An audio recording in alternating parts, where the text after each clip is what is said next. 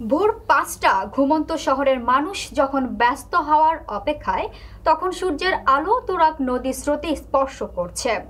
আঁকাবাঁকা পথ ধরে কিছু দূর গেলেই বোয়ালি ইউনিয়নের রঘুনাথপুর বাজার।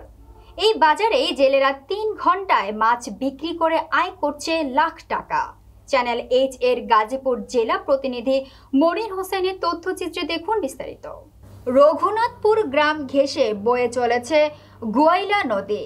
বছরে ৬ মাস এখানে ডাকের মধ্য দিয়ে বেচাকেনা হয়।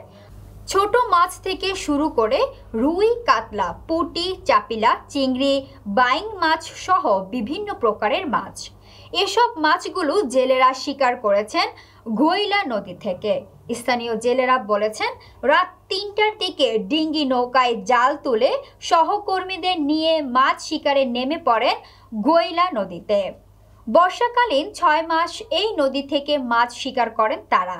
নদী থেকে শিকার করা টাটকা মাছ গোয়াইলা নদীর তীরে ডালা এবং বড় আকৃতির বলে নিয়ে প্রতি বলের মাছ ডাকের মধ্য দিয়ে ঠিকা হিসাবে বিক্রি করছেন জেলেরা ক্রেতাদের কাছে।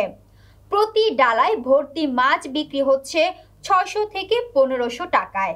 এই বাজারের বিশেষত্ব হলো নিলামে ওঠা ঘরবাড়ি বিক্রি করার যে প্রথাটি, সেই নিয়ম অনুযায়ী ক্রেতাদের কাছে বিক্রি করছেন কম দামে টাটকা ও সুস্বাদু মাছ। প্রতিদিন বিক্রি করছে লাখ টাকা। কম দামে তাজা মাছ ক্রয় করতে ভোরের আলো ফোটার আগেই গাজীপুরের বিভিন্ন অংশ থেকে মোটরসাইকেলে করে মাছ কিনতে ভিড় জমান গোয়াইলা নদীর তীরে। এবং ক্রেতারা বলছে, মাছের বাজারে অস্থিরতা থাকলেও এখান থেকে অল্প দামে মাছ ক্রয় করতে পেরে স্বস্তির নিঃশ্বাস ফেলেন তারা। এবং শুক্রবারে মাছের দাম বেশি থাকলেও অন্যান্য দিনে কম দামে এখান থেকে মাছ ক্রয় করেন। মৎস্য শিকারীরা বলছে, বর্ষাকালীন সময়ে গোয়াইলা নদীতে নতুন পানির মাছ শিকার করায় তাদের প্রধান অর্থ উপার্জনের মাধ্যম। গোয়াইলা নদীর মাছ শিকার করে জীবিকা নির্বাহ করে তারা।